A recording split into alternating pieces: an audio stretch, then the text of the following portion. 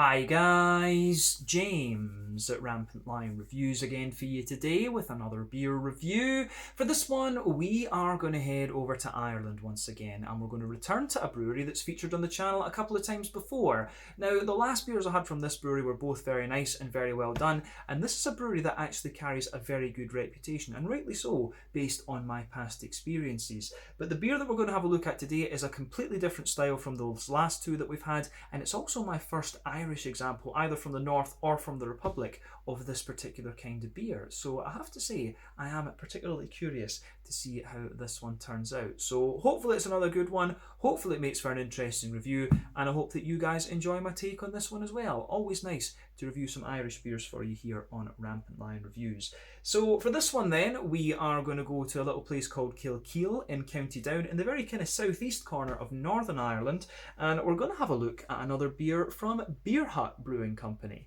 So this particular beer is called Bring the Thunder. It comes in at 6.8% ABV, and this one is a sour beer. To be precise, it is a raspberry, cherry and coconut sour.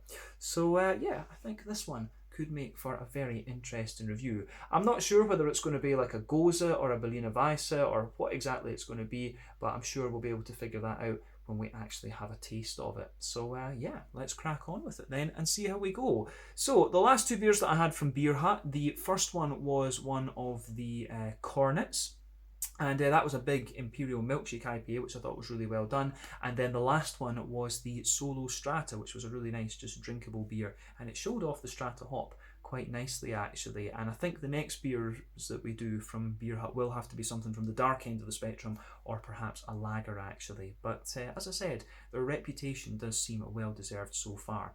But since this is an Irish review, a couple of shout outs to do. First and foremost to Paul Rogers of Dalriada Imports. He is the one that is supplying me with these Irish beers to review for you here on the channel, and he's been importing Irish beer over here to Scotland for quite a little while, actually. He's starting to expand down into England, so if you are a stockist that's watching from down there, do give him a call and see about getting these beers into your shop. But yeah, big thank you to Paul once again for making this Irish mini-series possible for you. Shout outs to two of my Irish beer tubing colleagues, actually, and that would be Thomas McCarthy of Window Beer Reviews and also Brendan Sewell of Views on Brews. Those guys are reviewing Irish beer very, very regularly, so do make sure you go and check out their videos. Very nice guys and very knowledgeable about their beers as well. But yeah, let's get on with this one then and see how we go. So, as always with my reviews, I'll tell you a little bit about the brewery before we taste the beer. If you want to get straight to the tasting, just fast forward.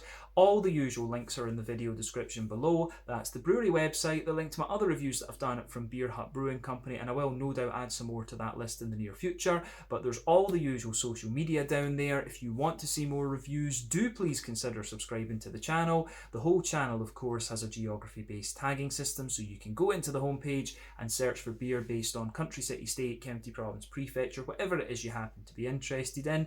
Do check out the playlists of beers from different countries. There is one there for all the Irish beers that I've reviewed for you. That's being added to quite regularly at the moment because I am back in the motherland of Scotland for a little while, and of course Paul gives me all these beers. And as always, please do get in touch and let me know some of the other beers and breweries that you guys would like to see me review. It's always great to hear from you guys that are watching the videos, and the support that you show the channel is hugely appreciated. So anyway, on to my brewery notes then to tell you a little bit about Beer Hut Brewing then. So Beer Hut Brewing, as I've mentioned to you already, are based in Kilkeel in County Down in the very southeastern corner of Northern Ireland.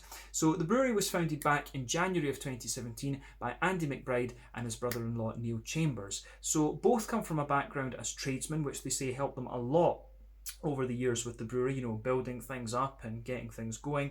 But Andy says that his love of beer started with trying some really bitter but also some really big malty beers, and this got him and his brother-in-law into just tasting different beers, and this led to them home brewing for themselves and researching all the different ingredients and things along the way.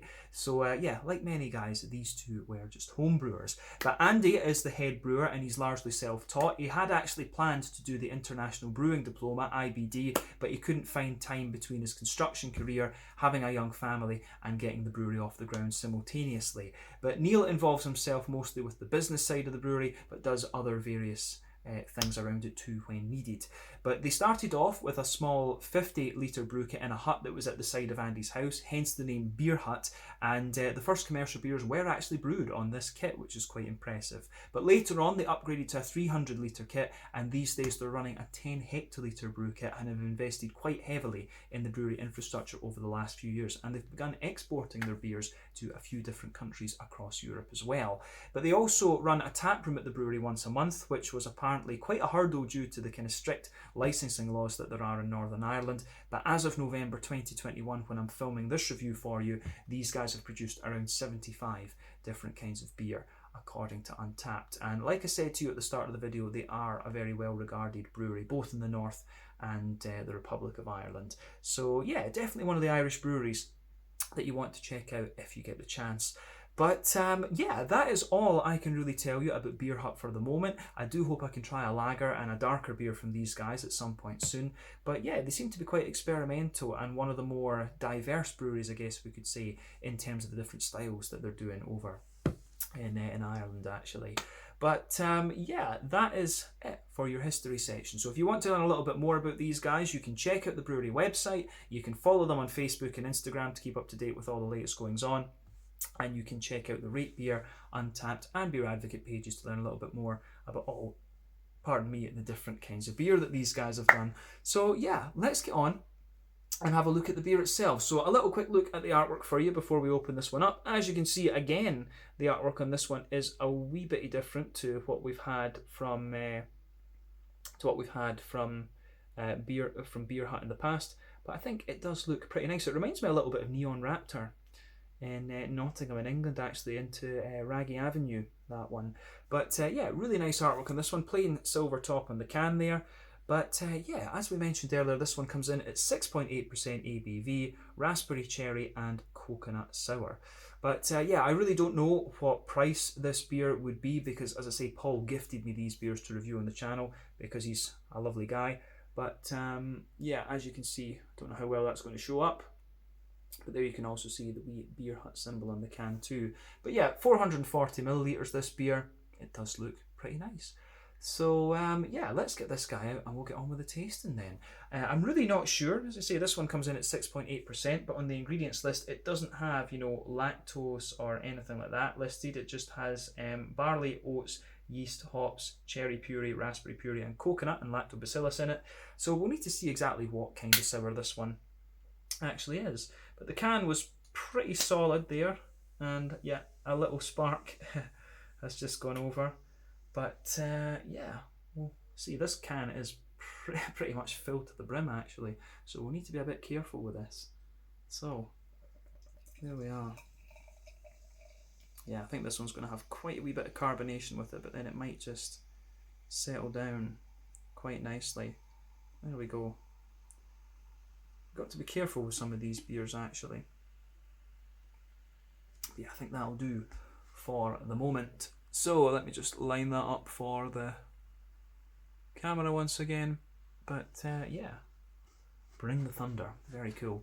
So as you can see, before the head on this beer disappears, it did pour with about a finger of a frothy, I would say kind of creamy pink tinted head. But I mean, when the beer is this colour, you would expect it to be a little bit tinted like that. But you can see that is just fading away to be a really nice kind of thin foamy layer there. But you can see there is quite a bit of bumpiness to those bubbles there. It looks very, very nice. But yeah, in terms of the colour of this beer, I think it's fair to describe this one as a nice kind of candy apple red. It actually looks not far off the colour of my red hoodie actually. There's a wee seed from some of the fruit puree floating about in there actually. But yeah, it certainly is not far away from that. But I think it's fair to describe this one as being a nice candy apple red. If I put my fingers behind the glass, you can see it's nice and hazy. But yeah, one or two big bubbles sticking toward the side of the glass there. A few little ones going up toward the bottom of the head. But I mean, overall, it does look quite nice. So yeah, I think it's, I do think it is pretty nice actually. So yeah, nothing really overly surprising about the colour of this beer when you consider what style it is. So Yeah, I think, remember, the colour of your beer will depend on a few things. One, the type of malts that you use. That goes a long way to determine the EBC rating. The length of your wort boil is also going to play a role in that. But when it comes to sour beers like this, any adjuncts that you put in and any barrel aging that you do are going to affect the colour of the beer quite dramatically. So if this one didn't have fruit puree in it, it would be like a kind of bright yellow colour. But yeah, as you can see, the cherries and the raspberries in this one have given you a lovely candy apple red sort of thing. The coconut's not really going to affect the colour that much, but yeah, adjuncts and barrel aging will have a big effect on the colour of these different sour beers. But yeah, not a lot of visible carbonation, but to be honest with you, I don't think we have too much else we need to say about the appearance of this one. So let's have a closer look at the nose and just see where we go with this beer. Oh yeah, now I'm going to say straight away with this one, it's a big, light, almost like summery, drinkable sour beer. This one, I really like how that comes out in this beer actually. But yeah, aroma wise, that is pretty damn nice, I have to say. It's nothing unexpected, to be honest with you. There's not too much in the way of a hoppy character. This one, I don't know if this beer did have some hops in it, but I tell you what we'll do with this, just to make sure we're getting the proper aroma, we'll put it in and just see if there's anything in the way of oatiness and stuff comes out, because there are one or two little bits of sediment there, and there are a few things in the bottom of the can. But yeah, there are hops in this beer, so we need to keep that in mind when we're reviewing this one, because that can change the sort of leaning of the beer quite a little bit. But you can see this one has got significantly more hazy since we put it in. You can see at the bottom of the glass there is just a little touch of oaty sediment kind of floating around in this one, but it's all natural, we don't need to worry too much about that. But let's look properly at the aroma now that we have everything out of the glass, or out of the can and into the glass, I should say. Brain is really not working tonight. But yeah, aroma wise, as I say, it's quite a soft, juicy character that comes out of this one. There's not a lot, there's virtually no green component to this, and the malty backbone of it is pretty smooth. I've always said with these sour beers, the flavour and aroma profiles that you get out of them tend to be quite straight shooting, but if they're done properly, they can be really, really nice. So I'm really curious to see whether this is like it turns out to be a little bit more like a Berliner Weisse or something like that, although it doesn't obviously have the wheat, or a Gose, because quite a lot of these modern Goses are big and juicy and fruity like this, but a lot of them are more creamy. This one only has oats in it rather than wheat, so that's going to be an interesting point to make about this. But certainly the backbone of the beer, you can smell that it's nice and light and clean. Yeah, you can certainly smell that it's nice and light and clean, and you've also got that big, just kind of, you can smell a big sort of oaty, creamy, yogurty sort of thing out of this beer, which I really like. I've often found with these big Berliner Weisses and Goses and things like that you get that. I mean, two of my favourite breweries over in Sweden would be Fermenterarna and also Duck Pond. They do some really, really nice beers in this particular style bracket. So there, it's going to get compared to those ones quite a little bit. So you certainly get that, but this one you can really smell the yogurty character is a lot more kind of prominent, and it almost just smells a little bit more creamy and dairy-like in a sense, this beer, from the aroma. But you do get a little bit of a kind of white bready and bread crusty backbone in there, but not a lot. This beer really leans towards that quite bright yogurty dairy kind of thing. So yeah, quite a little bit of that coming out of this beer. But yeah, as I say, a little bit of bread crust, some white bread, but quite a big kind of creamy yogurty sort of thing. It really reminds me of like those petit filou yogurts you can get in the supermarket, or the Munch Bunch ones that my mum used to put in my lunchbox when I was a wee laddie. My English is terrible these days. But yeah, malty wise, I don't think there's too much else to say. Maybe there's a teeny little bit of like a Werther's Original kind of slightly butter candy type thing, but nah, more of a yogurty backbone to it. In terms of a green component, maybe there's a little teeny bit of a floral aromaticity there. There's a bit of grassiness for sure at the front of the nose, and it has got a wee touch of kind of zestiness to it. Yeah, a little bit of bright floral aromaticity and a wee bit of a kind of grassy, zesty sort of thing. But on the fruity side of the beer, that's where you're getting quite a few things out of it. It's interesting too, because for me, the coconut in this one mixes in with the fruit quite a lot, and I was saying that this beer is quite yogurty, and the yogurty side of the beer really mixes in with the fruitiness and the coconutty character. So the coconut, I think, takes a bit of a backseat to the fruit. I think that's definitely fair to say. But on the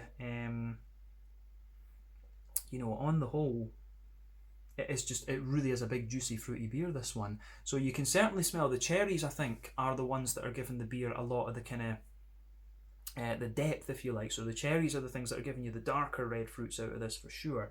But you can smell there's a nice, the creamy oaty character in this beer is giving you like a big juicy kind of it's giving you like a big juicy kind of strawberry type note almost. So you've almost got like a kind of candied strawberry backbone to this one, but the raspberry, you get some really nice soft juicy raspberry notes, but also a kind of, you get a sharper tart character from the raspberry as well in this beer. But yeah, the oaty character is the thing that really anchors it together.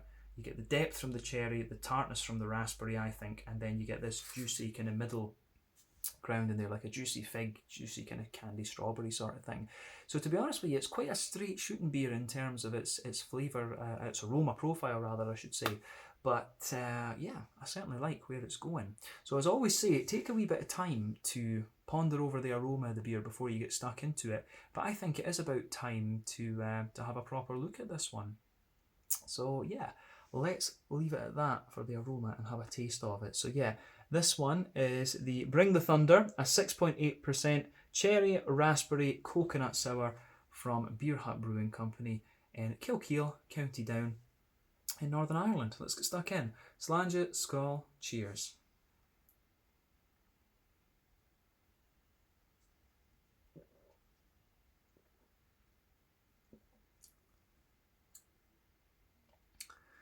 Yeah, it's actually a lot tartar.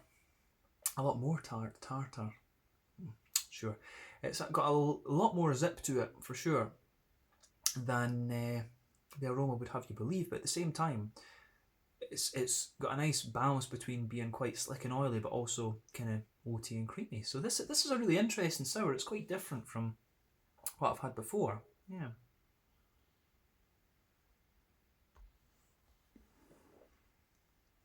So, yeah. I'm going to say straight away, this is a good sour.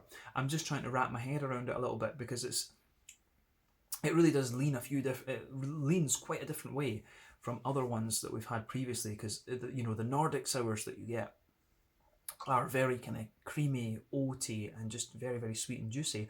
This one actually has a wee bit more of a kind of grainy, bready backbone to it, which I enjoy. But the fruitiness is quite similar, of course, and you can really taste a little bit of the hoppy character out of this too, and I'll explain that a little bit later on. So yeah, let's kind of break this beer down as we always do, and because it's a sour beer we do it a little bit differently, of course. It feels like a long time since I reviewed a sour beer, come to think of it, but that just happens sometimes, eh?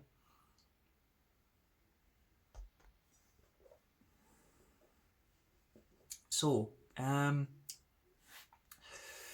yeah, middle third of your palate then, or well, middle of your palate, middle and back third of your palate. So at the backbone of this beer, it has a really nice kind of bready, it really has a nice little bit of that kind of bread crusty, white bready sort of thing. So yeah, the bread crusty character almost has a wee touch of a kind of wholemealy character, but then on top of that, as I say, you do get quite a kind of crisp layer of a smooth white bread, and I really do like that in this beer. I think it goes together very, very well, actually. So yeah, interesting.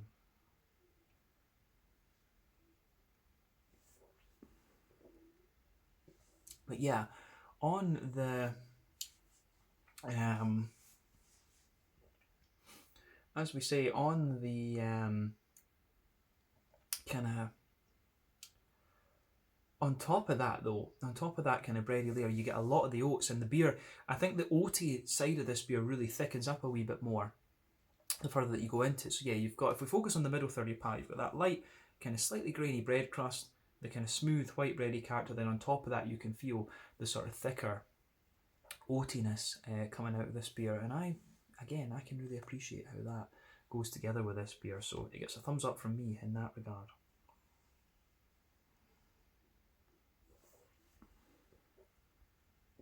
Yeah, so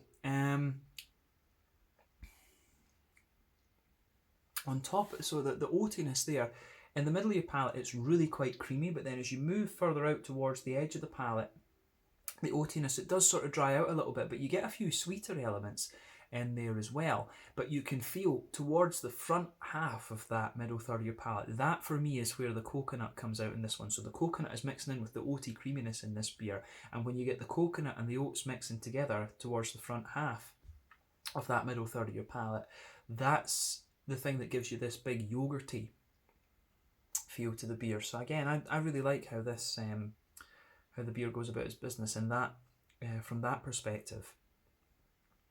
But yeah, there's maybe toward the back of that middle third of your palate, you maybe get a little touch of like a Werther's Original butter candy, butterscotchy kind of thing. But otherwise, I think that's everything we really need to say. And as I said to you, these sour beers are quite straightforward in their flavour profiles quite often. It's only really the barrel aged ones that are going to give you a lot of different, nuances and stuff like this, and a real, a big depth to the flavour. For me, these Berliner Weisses and Goses and stuff like this. This one, I think you have to call it a fruited sour, because technically speaking, it's neither a Gose nor a Berliner Weisse, but it's not far off what the kind of flavour profile you'd get from them. But yeah, that's the barrel aged, the big barrel aged sours, the Flanders Reds and stuff like this, and the Heuses and Faro and things like this that are going to give you the really big complex flavours. But yeah, this one's a nice, very straight shooting beer, but it does what it sets out to do very well in my mind. But yeah, I think we've said everything we need to about the middle third of your palate. So back third of your palate then, border region between middle and back third of your palate, again you get a little bit of a bready build up there. You can feel that wee bit of bread crust. Then the base of that back third of your palate, it has a little bit more of a kind of grainy it has a little bit more of a kind of grainy part of the beer, so yeah, a wee bit of a kind of bread crusty element in there.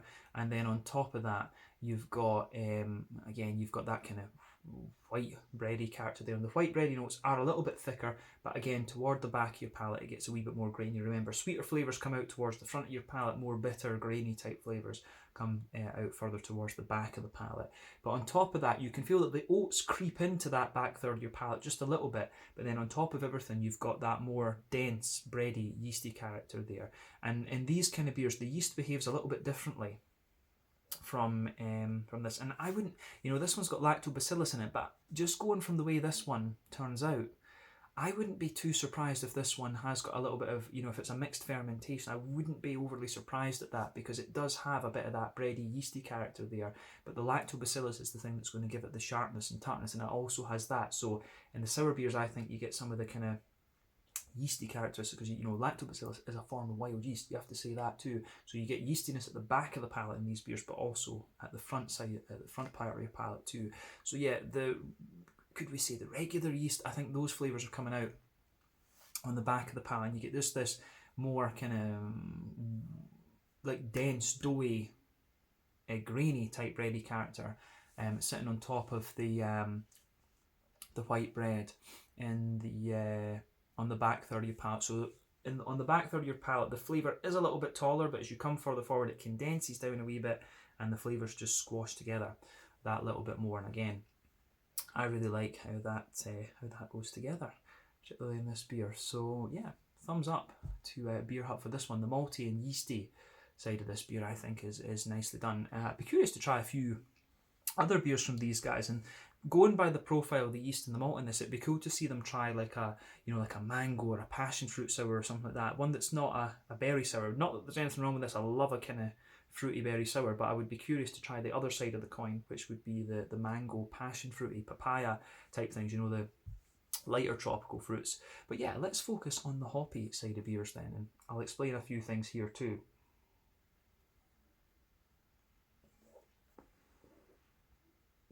So yeah, you can get a wee bit of a hoppy character out of this one. Now, one of the things with sour beers, a lot of brewers feel that if you put hops in these, that it can take away from the sourness of the beer. So in quite a few of the Swedish breweries that I've encountered, and Nordic breweries, I think generally, not a lot of them actually put hops in the sours. because they feel it, as I say, it diminishes the thing with there. But what they used to do in a lot of these old school Belgian sour beer breweries is that they would put old low alpha acid hops in the beer, so that it didn't diminish the bit of the kind of sourness of the beer and tartness of the beer all that much. And you can feel that. The way you can tell is if your sour beer just is really smooth on the edge of your palate, then the chances are it's not got hops in it. But if it does have a wee bit of bitterness and things, then yeah, you're going to be able to pick up on a little bit of that. But yeah, this one you can get a little bit. It's actually very smooth in the back, on the back half of the sides of your palate. But then in front of that, it's definitely got a wee bit more of a kind of. It does have a wee bit more of a kind of floral, grassy sort of thing. So yeah, some really interesting stuff going on in this beer for sure.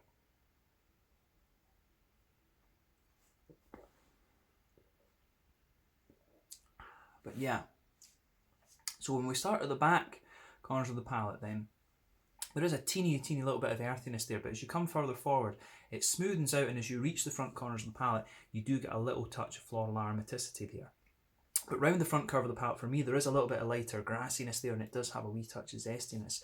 So I do wonder if the hops in this one, it did say dry hop. So remember, early edition hops give you a lot of bitterness. Late edition hops within the last half hour of the wort boil, that gives you a little bit of bitterness, but mainly flavour and aroma. Then dry hopping it is completely flavour and aroma.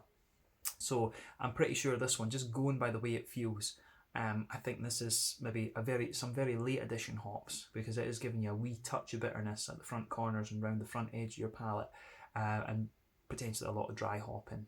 So yeah, because it is, you can just feel that kind of difference between the fruits as well, and we'll explain that. So yeah, green component of this one is mainly leaning towards that grassy, zesty side of things with just a little touch of floral character.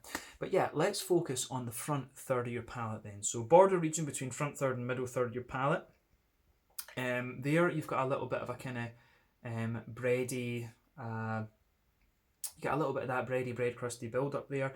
Then at the base of that front third of your palate is a little bit more of a kind of, you do get a little bit more of that kind of white bready. It's like a kind of straight up white bread in this one, but maybe the smoothness of the oats creeps forward a wee bit. But on top of that, you get the big fruity notes. Now, the thing is, whenever you add fruit into beer as an adjunct, it always takes away from the bitterness a little bit. So you are getting some juicy fruity character sitting on top of the hoppy character of the beer, absolutely. But when you get fruits from the hops, they always come out as being a little bit more oily. So from the hoppy side of things, this beer for me, you can feel on top of that bready layer, it's got an oily. I do wonder, could it be Cascade? Because you do get this little bit, the hoppy layer of this beer has a wee bit of a kind of sort of juicy figgy character to it, so you can feel that nice kind of oily figgy sort of thing just blanketing the front third of your palate there. Then the fruity characters from the adjuncts are sitting on top of that, and again, when you add the fruit into the beer, the fruits are a little bit kind of brighter and just you almost just get this slightly green sort of brambly type thing, particularly from the berries. You can just feel a little bit of this woody, greeny type flavour when it's actually fruit that's added in. And they use puree, of course. It's basic chemistry, surface area reactions, so on. The bigger the surface area, the better, and the more quickly your reaction is going to go. So yeah, that's why they use puree. But yeah, the juicy fruity notes out of this are very nice. So for me, toward the back, from the fruity adjuncts, toward the back of that front third of your palate, that's where you're getting more of the kind of darker but still juicy cherry notes there. The cherries I don't find are too tart in this one, and I would say that generally speaking, this beer is not the tartest of sours that you're going to come across. But as you move further forward, you start to get more of a juicy raspberry character out of it.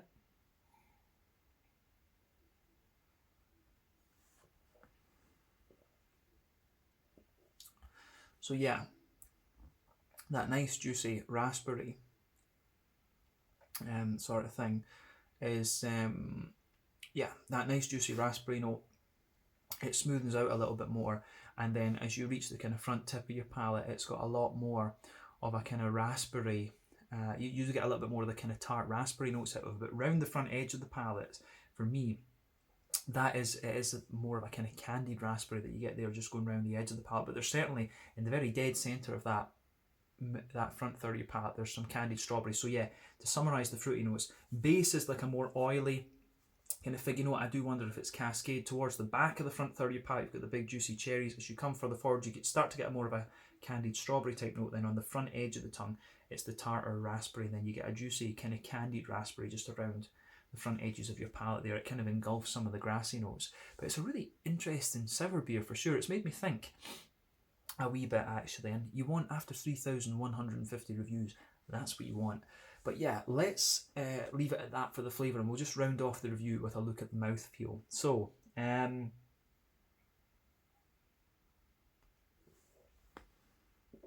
for me, mouthfeel in this beer, it's pretty mid-bodied actually.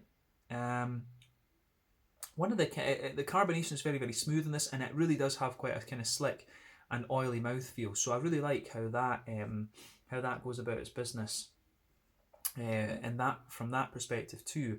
In terms of the hoppy bitterness and things like that, I think this is very, very low. As I say, I think this is almost exclusively dry hopping. So I think maybe technically speaking, this beer will have like 5 to 10 IBUs, something like that. But and it does feel like that. Maybe it's got 0 IBUs technically, but it feels as if it's maybe got 5 to 10. There's a little bit of bitterness coming out of this for me. But the maltiness, as we said, is very, very smooth. It gets a bit sweeter the further you go into the aftertaste as well. And then you've got that really nice kind of juicy, you really have that very nice juicy fruity note out of it. Really not a tart beer at all actually. Just a little tiny bit of tartness from the raspberries, but yeah, that's more of a kind of subtle thing rather than anything else. But yeah, I really enjoyed this, and as I say, I'd be having tried this one, and I love a berry sour, I would be very curious to try one of their more kind of mango-y, passion fruity type sours, you know, the lighter tropical fruits. I'd be really keen to see what one of those was like. But yeah, for me, this beer gets a big thumbs up. So well done to Beer Hut. The 3 beers that we've had from these guys so far have really impressed me. The sort of milkshake double IPA, the regular New England, and then we've had this one, a sour beer. So I think lagers and dark beers should be the next port of call for them, or a West Coast IPA. I would love to see what a West Coast IPA from them is like. But yeah, let's leave it there. This one was the Bring the Thunder, a raspberry cherry coconut sour beer from Beer Hut Brewing Company in Kilkeel in County Down in the southeast of Northern Ireland. So yeah, once again, thank you for watching my beer reviews. Until the next time, please like, subscribe, share, all the usual YouTube stuff. Let me know your own thoughts on this beer in the comments section below. Let me know what your favourite beers are from Beer Hut Brewery, and I'm sure we'll return to these guys at some point in the future during my next round of Irish beer reviews, I have no doubt. So yeah, thank you for watching. Check out my social media, check out theirs, and I'll see you guys on the next one. Slàinte, skål, and cheers.